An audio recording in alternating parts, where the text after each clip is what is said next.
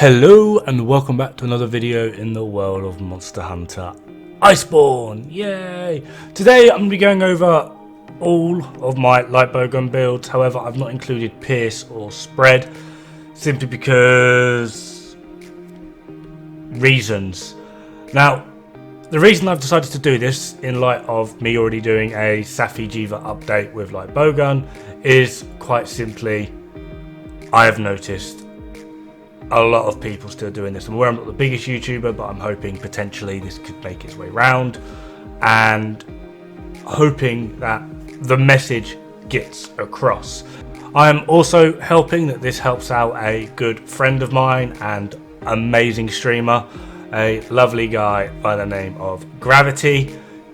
You can find him over at Twitch at twitch.tv Gravity UK. We have recently dubbed him the Glavity, as in Glavenus and Gravity mixed. Never mind. Do check him out. He's a great guy. He went from light bowgun to hunting horn, and now he's back to light bowgun again with the Safi'jiiva update. And I just wanted to put all of my builds out there that I've got so far because he does love the light bowgun. So I'm just generally hoping that these help him out as well as all of his followers and you guys, obviously. So first of all, it's going to be running through all of my elemental light bowgun builds. So the Safi Bolt Shot, Aqua Shot, Hell Shot and Frost Shot. They are the augments and the awakenings that I am using. That is the same across the board with a released medicine in or released vitality depending on what you want. In the Safi helmet I have another released medicine and then 2 of the element that you require for that weapon. In the Safi chest it is another release medicine along with a challenger. In the gloves, Safi gloves, it's resentment and 2 more challenger.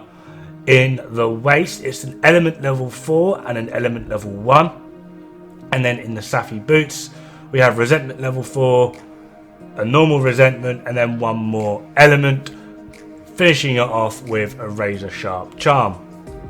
Now, this is a spare shot build, which I feel, although is lower in most individual damage, it's higher in DPS. And I've left the Aqua Shot for last because simply if you want to use this for Safi, don't use sticky. See those lovely challenger decorations, all 3 of them? Replace them with Destroyer and there's your Safi build. Simple, done, dusted. So many times I've seen people use sticky. Yes, they're great for KOs, but same rules as Kulvtaroth kind of apply.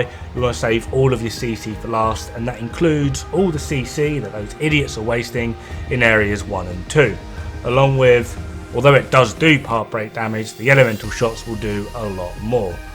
Speaking of sticky builds, this is what I run, which is a tiny bit above the meta. Simply because they use KO charms, I use challenger just to get that little bit more damage out.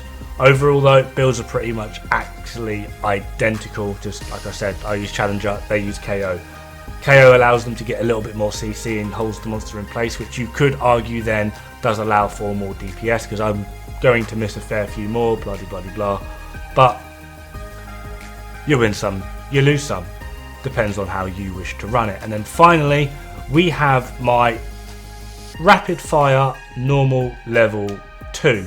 Now this is a weird one. This is 100% affinity. You have to pause this if you want the build, by the way. 100% affinity without weakness exploit, so you will always crit and it still beats the meta, don't ask.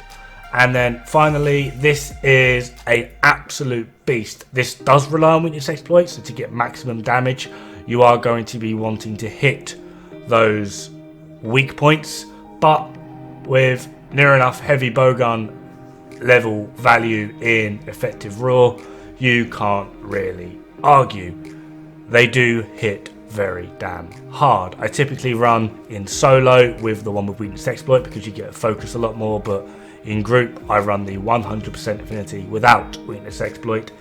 The main reason I like using them as well, because they aren't the greatest for damage, particularly at the moment in Iceborne when pierce, elemental and spread just do so much more with light bowgun to a point of where it's stupid.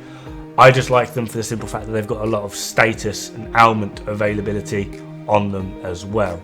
Anyway, I will be doing a follow-up at some point with my spread and Pierce, but in the meantime, like I said, do go check out Gravity UK, and I hope this has helped a lot of you out. In the meantime, have fun, good luck, and don't die.